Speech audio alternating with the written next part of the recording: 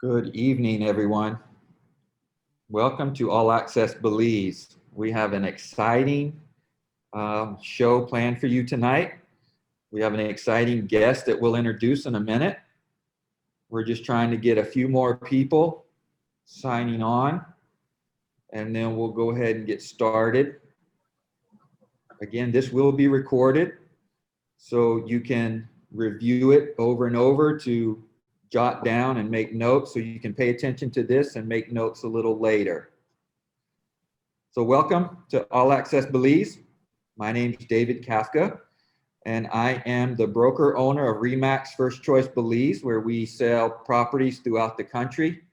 And I'm also the owner of Caribbean Capital Group, which is a fund manager for asset management. So I do passive investments here in Belize. So those that are interested in passive investments in Belize, we can help you with that.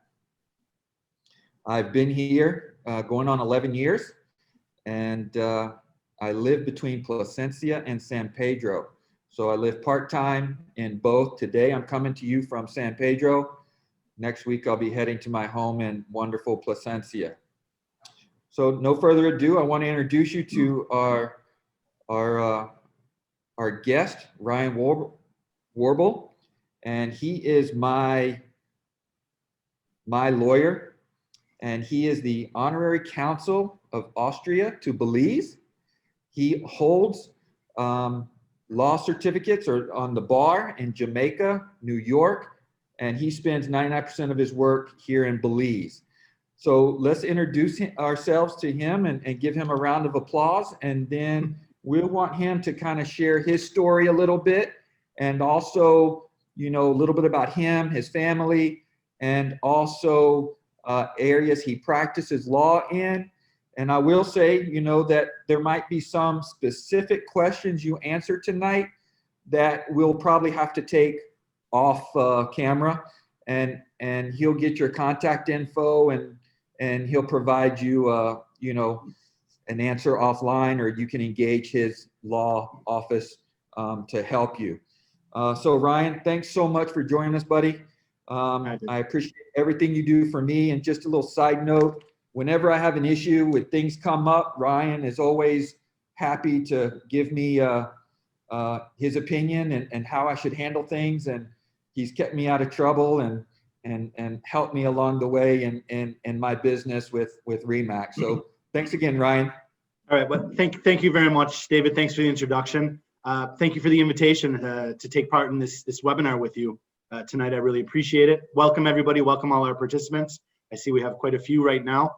Again, yes, my name is Ryan Wrobel. Wrobel and Company Attorneys at Law. We are based in Belize City. Our main office, we have a satellite office in San Pedro Town on Ambergris Key. I am originally from Buffalo, New York in the United States. I went to law school in New York, did a master's degree in England. After that, came back, passed the bar in New York State, practiced for 1 year, and moved to Belize. That was 16 years ago now, so we've been here for a little bit. When I first came down to Belize, I didn't have a job, but I ended up getting a job with Deloitte & Touche. They are a big accounting firm, and I managed their corporate and legal department for 5 years. At that point, I ended up going back to law school in Kingston, Jamaica, at the Norman Manley Law School, which is a prerequisite for a practice in the Commonwealth Caribbean, or the English-speaking Caribbean. I received my legal education certificate from Norman Manley Law School in 2008, came back home to Belize 2009, was called to the bar here, licensed to practice law, subsequently licensed to practice law in Jamaica as well. I had been working there. But as you rightfully said, David, I am 99% of my time here in Belize, 98% of my practice is Belizean law. And our office, we are not a general practice office. It's probably easier for me to tell you what we don't do than what we do. We don't do a whole lot of criminal defense, although I did some in the past. We don't do a whole lot of litigation, although I have done that in the past. Right now, we've really tailored our practice to certain matters and that involve primarily real estate. So we do a lot of real estate or real property law. It's probably 50% or more of our practice. Also, a lot of immigration, corporate law, what I would call expat law. So we represent a lot of foreign-born persons that came to Belize to retire, to invest, to engage in business. So we have a niche practice that's been, well, we celebrated our 10-year anniversary for our law office back in 2019. So going on our second decade, doing well. I can tell you that we also have other attorneys in our office that are licensed to practice in the state of Florida in the US, not myself. And yeah, that's a little bit about the office and background. I live here in Belize City, where I'm speaking to you from, but our office, our attorneys, we work countrywide. I have clients north, south, east, and west. And as I mentioned, we do have a satellite office out there in San Pedro, where David is speaking to us from, which happens to be, I would say, the epicenter of tourism in Belize in 2021. And so thank you once again for the invitation. Thank you for the introduction, David, and it's a pleasure to be here. Yeah, thanks again. And what we'll do is Ryan and I had some questions that were submitted to us that we'll kind of go over, and then we'll open it up to you, the audience. You can throw it in the question and answer box. And Yolanda's our co-host as well. She's on the back end and she's helping us, to keep this running smooth. Also, we will give away one of two books. This is a book I had the privilege of co-authoring. It was an Amazon bestseller. It's Don't Quit: Stories of Persistence, Courage, and Faith. There's a lot of famous people, Lisa Haisha, couple of pretty well-known people. Lisa Haisha wrote her story in here. Her husband did 2.5 Men and things like that. Or we have the new book. It's a compilation of a bunch of people. It's Success Habits of Super Achievers. And this just came out. And the winner, you can have a choice of one of those books. And all you have to do is answer the polls. We'll have 2 polls, one coming up probably in about 10 minutes, and then another one about 1/2 the hour. And then Yolanda and her team will pick a winner, and she'll reach out to you to get your address, and then we will ask you which book you want, and then I'll go ahead and send it to you. So I went to the States back in, I think early November, but Ryan just came back from the States. So he's going to give us a brief update on what immigration looks like. The government is relaxing some of the rules in coming. So we're trying to encourage tourism, and everybody we're talking to still feels pretty safe. Over the New Year's at Mahogany Bay, we had over 300 guests, and everybody was feeling safe and happy and social distancing, but enjoying the pool, the beach club, and all that. My team in Placencia is telling me that there's some wonderful tourists in Placencia again. And so things are starting to open up. So Ryan, you want to go into kind of what the government's doing and how it was and what you saw in the airport since it's changed a bit since I was there in the beginning of November? Sure, absolutely. No problem at all. It'd be my pleasure to share my experience with the participants. Yes, that's right. I went up to visit family in the state of Florida over the holiday season, and I just returned to Belize on January 1st, just the other day. You're right, David. Government has changed protocol as far as entering Belize, and you're right, they have relaxed that. Currently, you can arrive in Belize or to Belize at the airport with a negative PCR test, which have been taken within 96 hours of your arrival in Belize, or a rapid test, a negative rapid test, I should say, that needs to have been conducted or performed on you within 48 hours of your arrival. I can tell you that that's relatively new, those regulations, because as little as a month ago, there was no option for the rapid test to arrive at a rapid test. It was only PCR, and it had to be taken within 48 hours. So it was a smaller window, a shorter window. Now, people still can come to Belize without a test, and you will be tested at your own cost on the ground in Belize upon arrival. However, if you do test negative or positive, rather, you will be put into quarantine. So I would highly recommend that people are tested before they get on that plane. to make sure that your arrival and entry into Belize is very smooth. As far as my experience on the 1st of January, I did arrive with a negative PCR test that I had taken at a clinic that they set up in the Tampa airport in Tampa, Florida.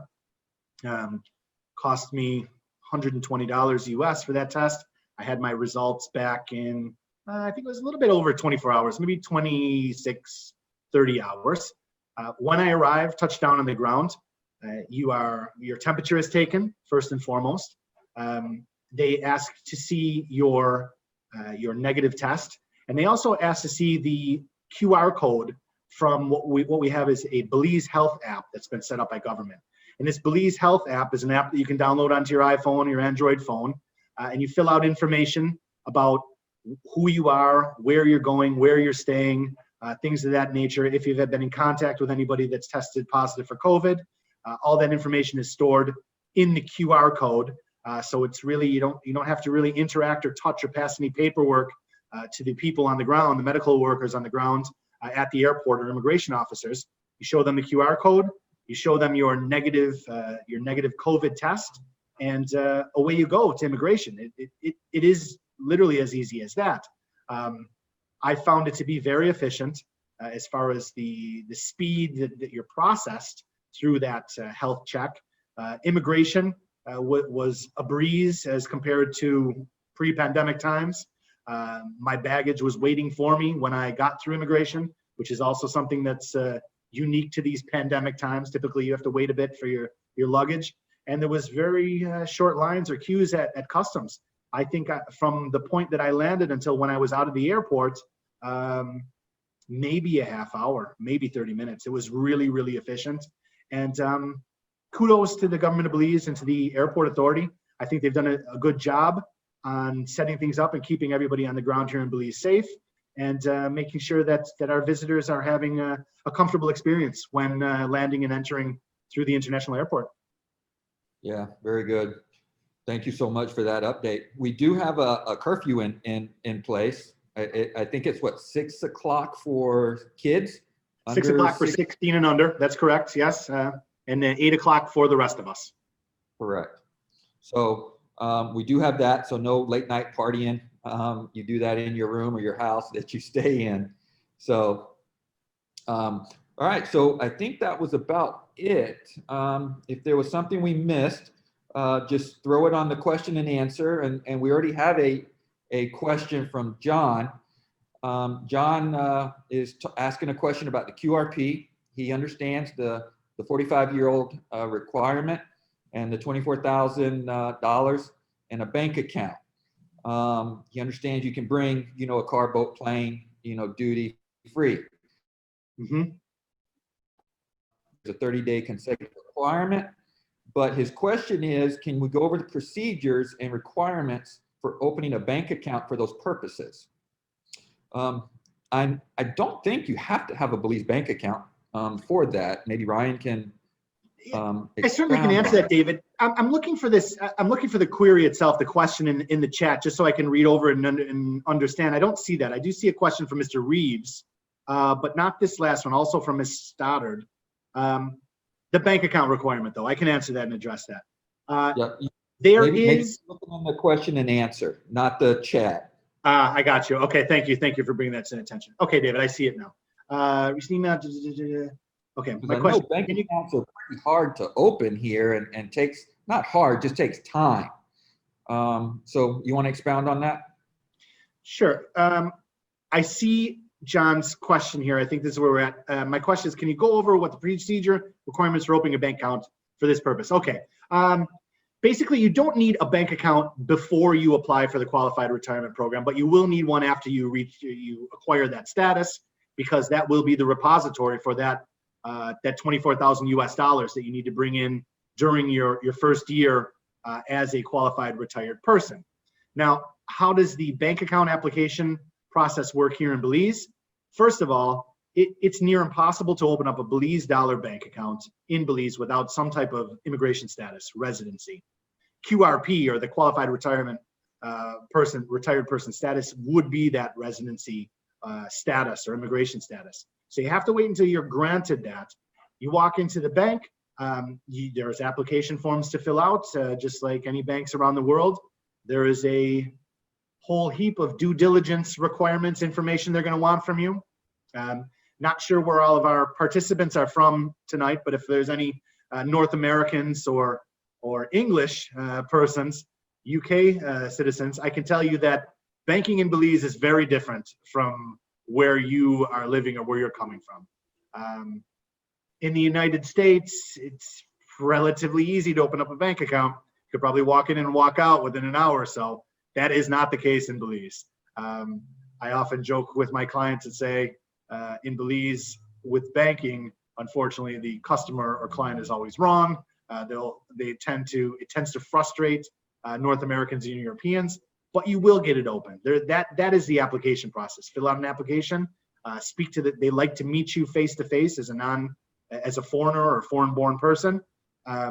They will take certainly more than an hour, and I would say a significant amount of time to process that application. They may come back with more requests for due diligence, additional due diligence, letters of reference, things of that nature. But you'll get there, and the qualified retired person status will help you. I should say that our office assists with applications or bank account application assistance. Basically, we act as a liaison for our clients who wish to open up bank accounts. When it comes time for the interview, we travel to the bank with you. We just try to make it as pain-free as possible for our clients. And that's a lot of the services that come out of our office are things that you can certainly do by yourself. But sometimes people coming to a new country with new procedures, new culture, they often look for somebody to make it a bit less stressful and easier for them. And we try to position ourselves in that way. But not impossible to open up a bank account, and something that's necessary because that money does have to flow from outside of Belize into a Belize dollar bank account in order to satisfy the requirements of the program. Very good. And you also help with the QRP application itself, right? Most definitely. We have a lot of clients, successful, qualified, retired persons. And again, it's legal advice. It's holding your hand when filling out the application. It's answering questions from the start to the finish. You need not talk to the Belize Tourism Board, who is the government entity that actually governs the QRP program. We do. We have a great relationship with them. We know what they want. Again, David, we just try to make it easy for our clients. I mean, it's something that certainly people can do by themselves, but some people feel that perhaps the fees that we charge are worth their weight in gold, perhaps, just because of the hassle that they can avoid by having some feet on the ground to help them out. Yeah. And I mean, this is All Access Belize, and we talk about the good, the bad, the ugly. Okay. And one of the,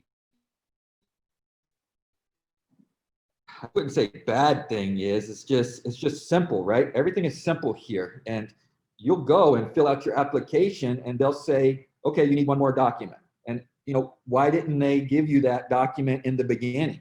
And then you'll take that document and they'll say, okay, you need one other document. So again, it's somebody like Ryan's firm, will help you through that so you don't get that kind of runaround. I think that's accurate, David. I mean, it's, Belize, we are a young nation.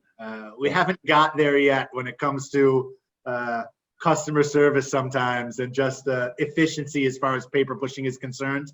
Another little joke that I have with my clients, especially for those that come from the United States, you hear about things work different. It's south of the border. Well, we're south of two borders now. So things are very different. And some local knowledge, I believe, helps. I mean, I had local knowledge and people that assisted me way back when I first moved to this country. It just made it a heck of a lot easier than dealing with it by myself.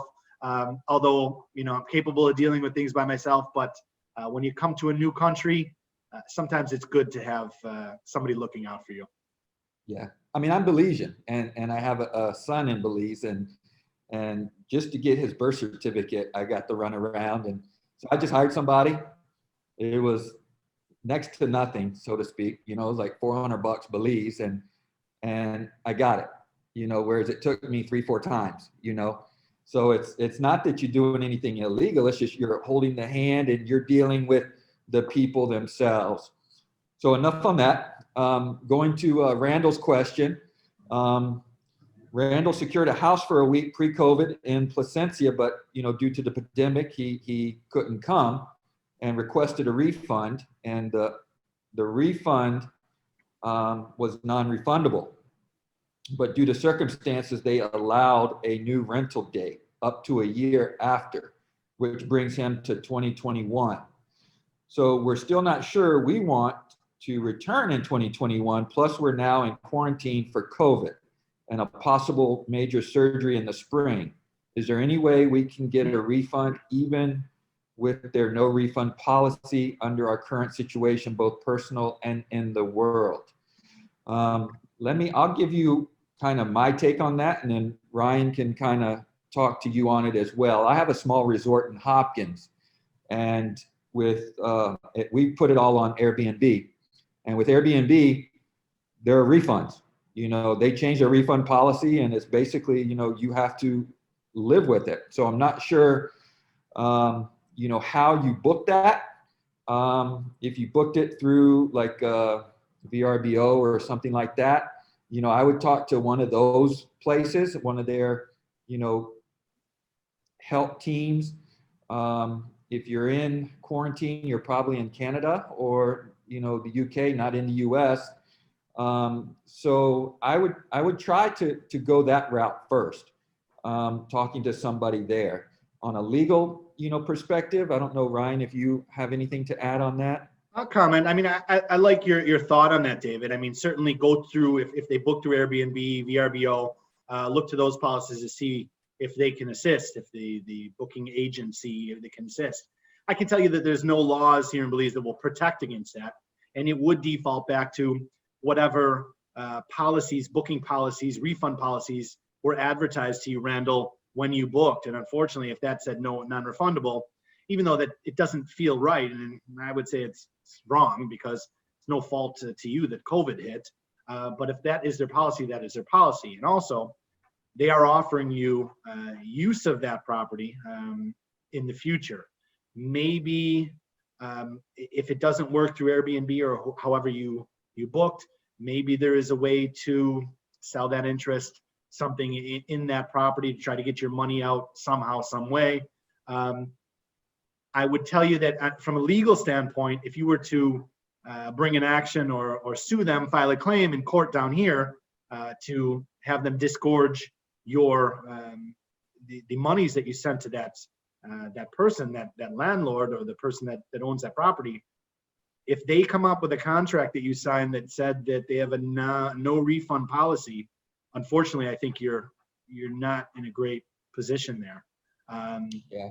But let me know. I mean, let me know how you booked, and if you want to reach out to me personally through email, we can take a closer look at whatever agreement you signed as far as the booking is concerned, and we can give kind of a more precise and tailored answer there to see if there is a way to negotiate to get your money back. And also, Yolanda in the chat box put in Ryan's firm's website. So you can reach out to that, and we'll make sure he gets everybody's names and email addresses. So if you want to reach out to him on that. I'd also add that if you paid with like a Visa card, there might be something on the Visa side that you could do as well. So Carmen asked about taxes and land ownership for a Canadian.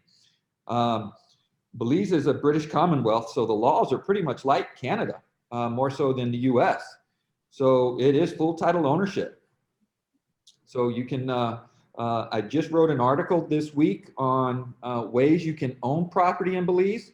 And after I finished it, I sent it to Yolanda to proofread, because you don't want to read anything I wrote without Yolanda proofreading it.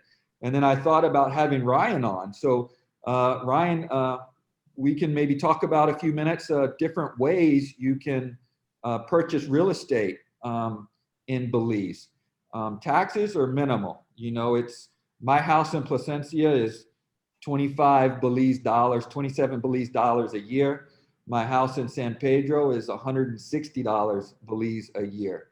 So taxes are really minimal. But for ownership wise, you can own it in your name. your personal name. You can own it in an entity where you live. You can own it in an IBC. And Ryan, you want to kind of talk about that a little bit, the pros and cons of each one, basic. Yeah, sure, David. I can give an overview of the different ways you can take title to real estate or real property here in Belize. I do see that Carmen had a follow-up. What about personal taxes? And maybe I just address that first because we did start out with her question. Carmen, personal taxes, if you become a resident of Belize, you're subject to taxation as a resident here, and that is identical to Canada.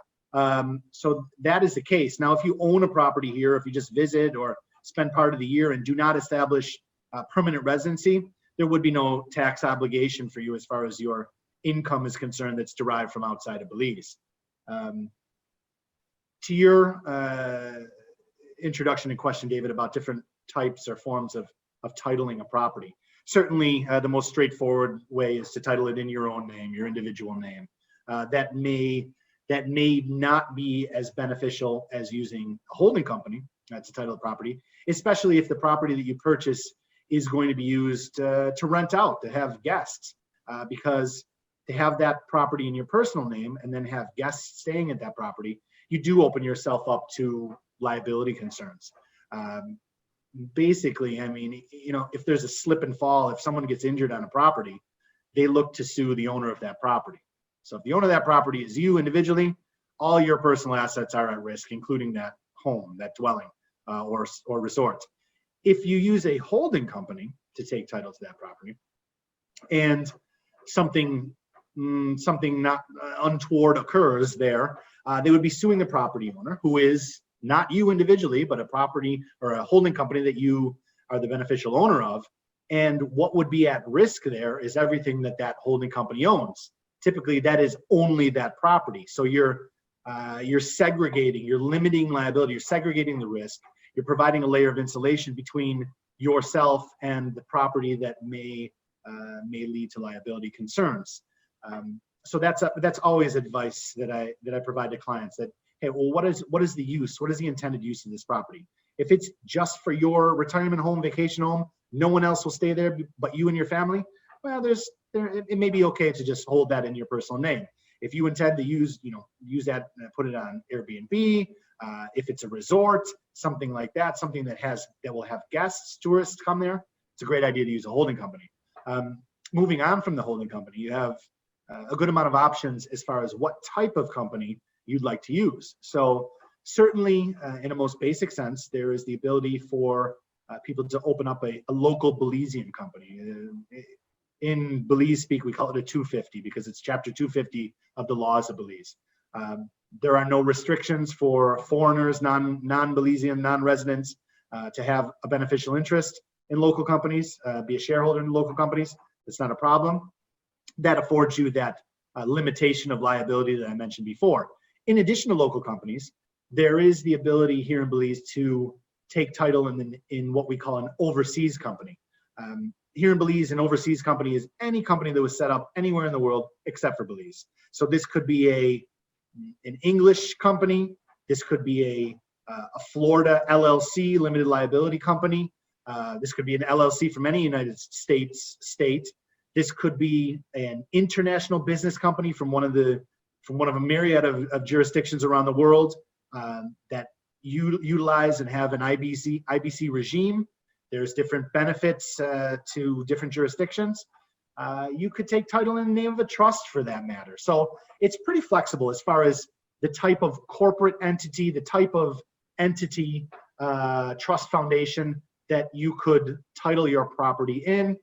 Really depends on your particular goals, needs, and that would be something that I would, I would have questions for you as a potential buyer. What are you trying to achieve here? What's your future plans for this property?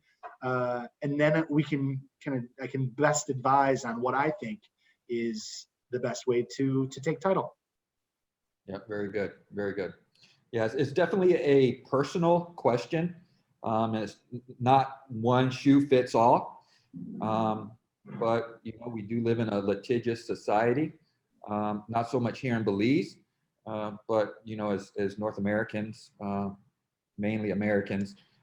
So like me personally, I own nothing in my personal name. It's all in an entity, different entities as well. So thank you for that question. And another, just a little update on the taxes question. In Belize, you're taxed based on what you do. So it's as little as, I think it's 1.75% might be the lowest. And then 15%, which is real estate and commissions, things like that, is probably the highest, if I'm not mistaken. But if you reach out to me, I can show you how we pay for that.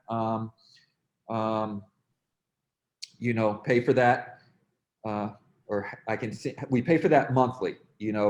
In Belize, Belize can't afford, like the U.S. and Canada where you do it once a year. Belize needs to, have their money, every month. So we pay that monthly.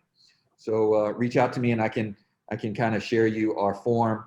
It's a pretty easy form, and you calculate it based on gross receipts. There is no deductions in the U.S. or in Belize. But as a U.S. citizen, we can get dollar for dollar credit, and we can also, have our deductions that we've paid and things like that. Rob's asking about healthcare support better in Placencia area or San Pedro. I think that's a really good question. I guess I would personally think San Pedro would be, because we have the polyclinic and we have, Belize Medical Associates, which is it's kind of eventually will be a full-time hospital. Right now, it's just, doctors' offices and things like that. And it's not manned 24 hours, but you do have that. Placencia, though, we do have, we have a government doctor and we have a private doctor that takes good care of you as well. So again, we've talked about healthcare specifically in Placencia and San Pedro on some of the previous webinars, and Yolanda will probably throw in the chat which one to look at, but kind of depends on how healthy you are and what kind of your needs are. Ryan, you have anything on that you want to add? Sure, David. In my opinion, if we're just talking about Placencia and San Pedro, you're absolutely correct. I mean, that's Belize Medical Associates, which is one of two private hospitals that are located here in Belize City. This is kind of their, I don't know what they call it. I don't know if it's a satellite office. I know it's not a full-blown hospital at this point, as you mentioned, but they do have doctors on staff. They do have equipment. I think San Pedro has better healthcare at this point, just because of that new presence there on the north of the island. And as far as healthcare in Belize is concerned, Belize City has private hospitals, the government hospital. I mean, this is the place where you find that type of healthcare. And even if San Pedro did not have medical associates, I would say San Pedro is a little bit closer to the city, that if something really bad happened, you can get into one of our hospitals. Belize is a place that, as long as you don't have something really seriously wrong with you, you'll get good medical help service. And not only that, it's far cheaper than probably where you're watching from now. Medical services in Belize are extremely cheap. In fact, for a long time here in Belize, I didn't have health insurance because paying for medical services on a cash basis was affordable. Pay when I need it. That's different now. I have a young son, I have a family to take care of. But it's still, the cost of medicine in Belize is vastly cheaper, much, much, much cheaper than in North America or Europe. Yeah, I totally agree. And Belize Medical Associates is my hospital. I had my son there a year and a half ago in Belize City, and all the airports have lights now. Placencia just got the lights in, and so they can even fly at night if there's an emergency. So it is getting better. And then you can always cross over, like I mentioned in the other webinar, to Merida or Chetumal and go to some really nice high-end doctors there. But for the most part, Belize City is where I would go. We do routine stuff here in San Pedro or routine stuff in Placencia. So good. So Yolanda, you want to throw up a poll real quick? I haven't seen one come up, but we can do one. And again, a lot of it, the polls are trying to get me thinking about what you want to talk about, what interests you, and by answering the polls is how you, the people who win. I think last month we gave away a silver piece. I don't know if, I think it was Kevin that won it. I'm not sure if he got it yet, but I paid for it and it should be on his way. And I think he's joining us today. Maybe he can let me know if he got it or not. And if not, I'll check with my gold and silver guy. So answer the poll. We'll leave it up for, a few seconds and then we'll go on. Lorraine is asking a question. If you bought land and wanted to build your own home, can your Canadian husband build that home for you? We are both Canadian. Good question. I think I know the answer to that, and I have some comments on that, but we'll leave that to, we have the expert here today. My guess is it's yes, but it's a technicality. I know some people that will only build their home if they get a work permit, but I have some people that will not get a work permit and they're going to work on their home. But let's ask the expert since we have him on. Sure. Thanks, David. The easy answer, in my opinion, is no. Yes, your husband could build a home. No, you do not need a work permit if you're working on your own home and someone is not paying you to work on that home. Work permit would be necessary if you are working or building someone else's home. But if you're the property owner, I would liken it to doing home repairs. You're allowed to improve your property. You're allowed to build structures on your property as long as you have the requisite building permits and you follow local laws, of course. But no special need for work permits to improve your own property. So Lorraine, yes, your husband could build your home on your own property. Good, thank you very much. Carmen, what is the crime like in Belize? All areas, and are we able to raise cattle? So crime, I'll give my 2 cents on the crime. I think crime in Belize is like any other country. If you look at the per capita crime rate, we're one of the most crime-ridden countries in the world because we only have 400,000 people. But me having lived here 10 plus years and been coming here for 14 plus years, I find it relatively safe. We do have petty theft. We do have gangs and we do have drugs, but it's a small enough country, you know who's doing it and you can stay away from it. Ryan, you have anything to add on that? I most certainly do. It's a question that my clients ask me quite often, especially those who live down in Placencia or San Pedro and are just amazed on how I could live in Belize City, the crime-ridden city. I'd say what you've said, I completely agree with. First and foremost, David, what you see here in Belize are really the vast majority of crimes are crimes of opportunity. You will see burglar bars on windows. People do break into homes when you're at work, and if you leave your purse in your front seat, someone may break your window. Opportunity crimes, I would say, use your good judgment with regard to that. Now, Belize City certainly, when we're talking about the country, certainly has the highest rates of crime. It is the largest city, even though we're barely above 100,000 people. I live here. I've lived here for a long time. I would tell you that as far as Belize City is concerned, there are some rough neighborhoods. Those are neighborhoods that I don't go to. I don't need to go there. I think the people that, outside of people that live there and have to unfortunately deal with the criminals there, which are the gangsters or drug dealers, you just don't have any business there, so you don't go there. It's concentrated crime, concentrated on rough areas. In Belize City, that's usually around the port area, what we call the south side of Belize.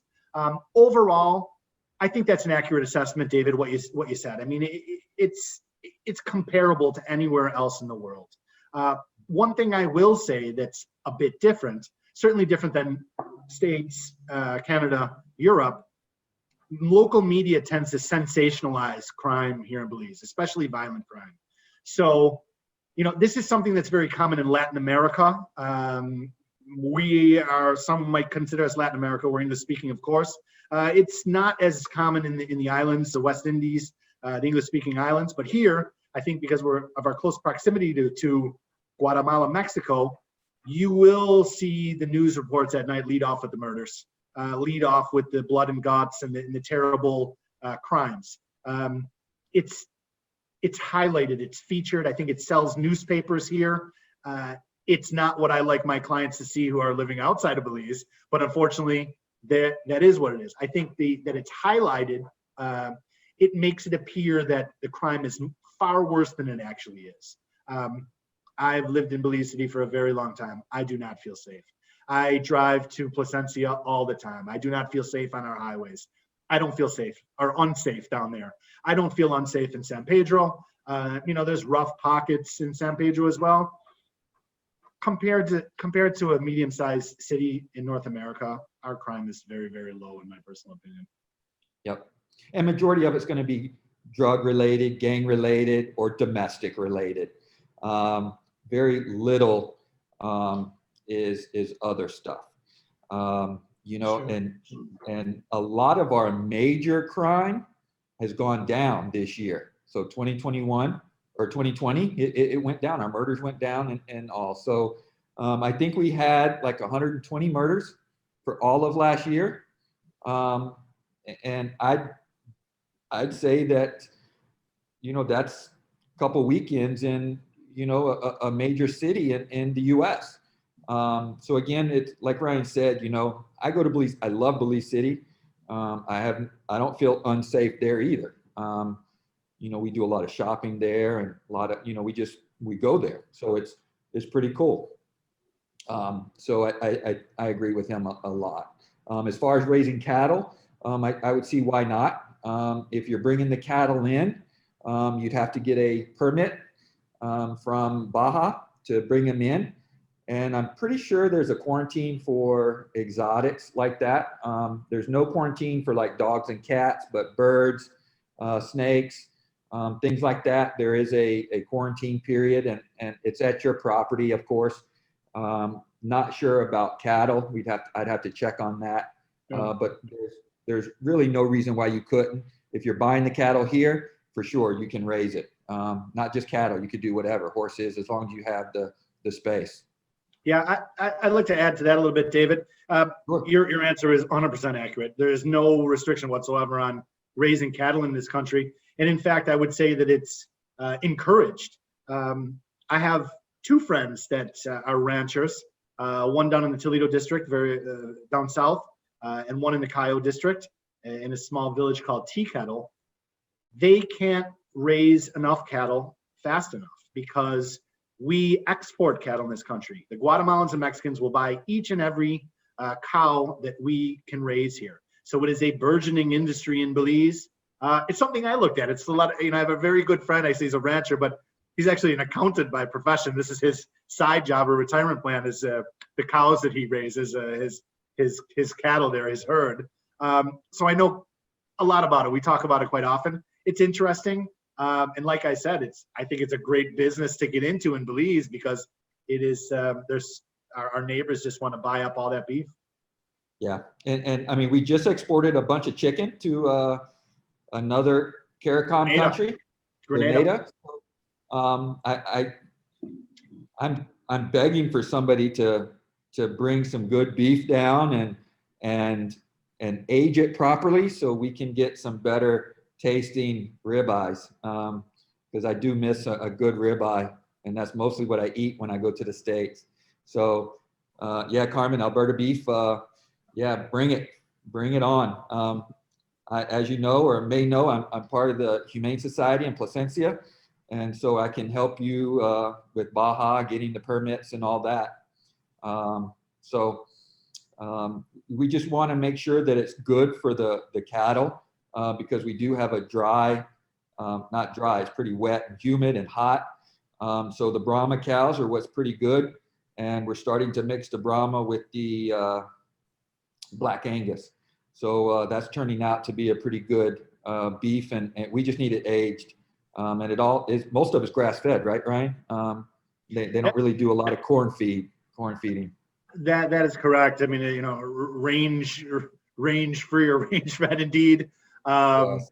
And I think, you know, and not nearly as much hormones and the kind of things that are pumped into the cattle in other places.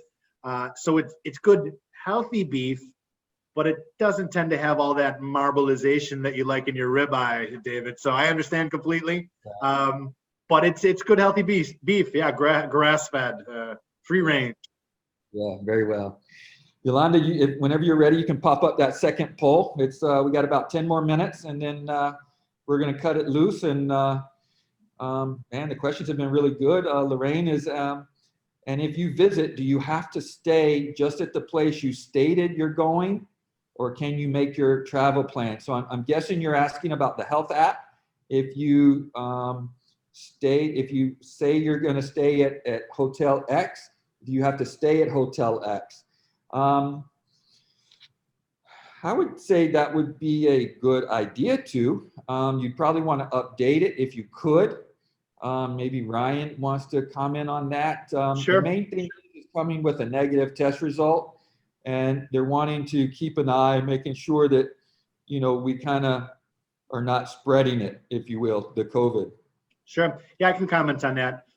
When we first opened up our airport on October 1st, tourist visitors had to stay at their hotel. They couldn't leave their hotel. That has been relaxed. Now you can come in, you can stay at your hotel, you can get a rental car, you can travel the country all over without restriction. We do have, you know, we mentioned the curfew earlier. We do have curfew. We do have restrictions on how many people can congregate together at one time. And something that I wanted to mention earlier, we have a strict mask policy. So, I mean, you anytime in public, you must have on the mask or you will be arrested. You will be fined heavily. You don't have an option here as far as whether or not you would like to wear a mask. That's not the case. But no, you do not have to stay just at your hotel anymore. You're free to explore the country at your leisure. Yep. I even have some countries that are going to Guatemala. So as you may or may not know, our borders are still closed for driving over unless it's cargo. But they're going to, I told them to go to Belize Medical Associates in Belize City. They can get a PCR test, and as long as it's negative, they can hop on a plane and go to Guatemala and do Tikal and all that. So it's pretty much open. It's going to be the new normal, so to speak, until, you know, things kind of get better, if you will, if they get better, you know. So, well, we've answered all of our questions. Is there anything else, Ryan? What else did I want to discuss with you on?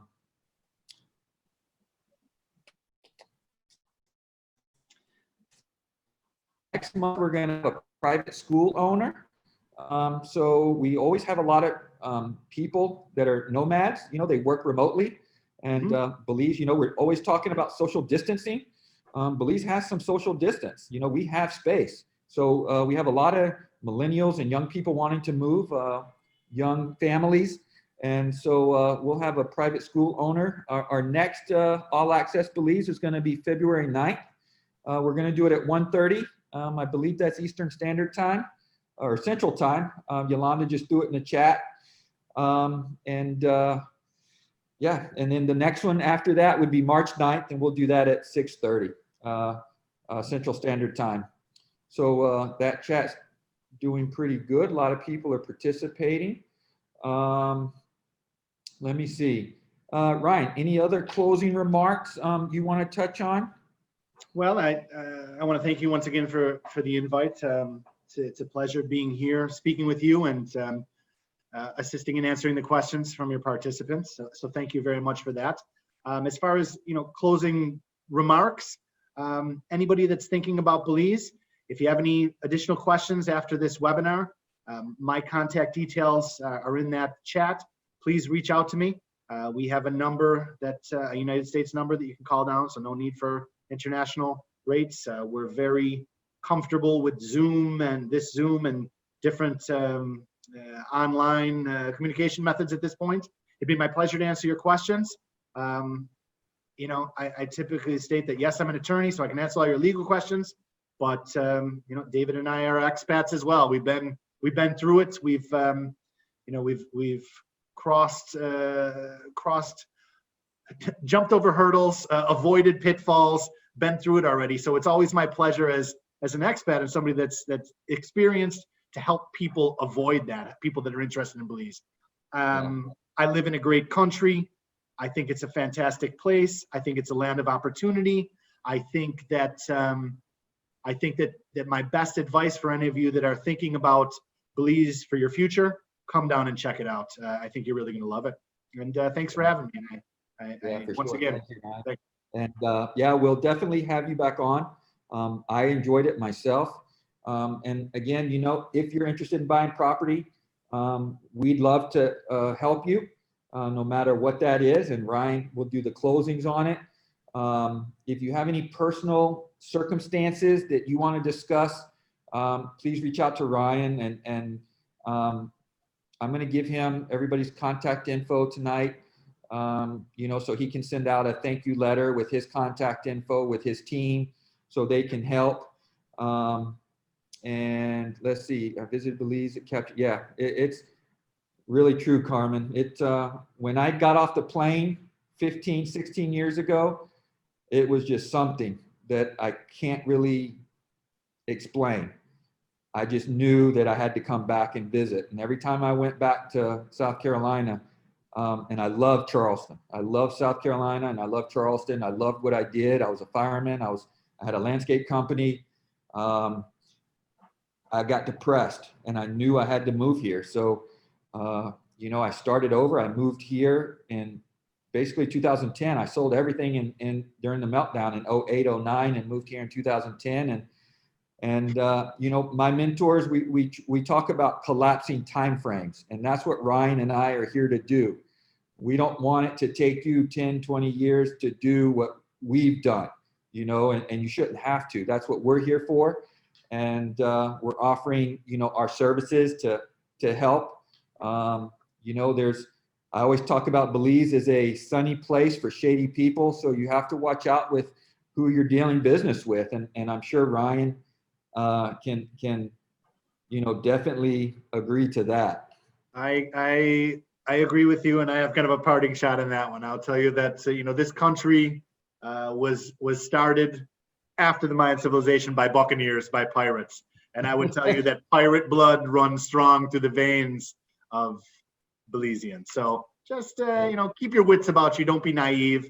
But yeah, you know, don't think that every smiling person has your best interest at heart. It's a good idea to have somebody looking out for you, indeed. Yeah, very true. And you know, use your common sense. You know, there's so many people that come to Belize and they forget their common sense. And I don't mean that in a bad way. I mean, they go to an ATM and they come out of the ATM counting their $500 bills, you know, and you don't want to do that here. I'm talking to a client now that wants to sell his property and he bought it sight unseen, which is okay. I mean, I have clients that buy stuff sight unseen, but there was no title. And now he wants to sell it, but there's no title and the developer is nowhere to be found. And, you know, so you just want to do due diligence. You want to have a professional, like myself representing you, or my firm. And then you want a professional like Ryan's firm to do the necessary title searches and things to get your back, you know, because we're here to help you, not spend money unnecessarily. So again, that's you know, it's almost at the top of the hour, so we'll say thank you to everyone. Ryan, again, thank you, buddy, for this, and I'll be coming to the island or to the city Friday, so I'll probably pop in if you're in, and if you're there, just want to say a quick hi and Happy New Year to everyone. And we love referrals, so tell everybody about us if you find that this was helpful. Again, I do this every month, and Ryan's company can help answer legal questions one-on-one.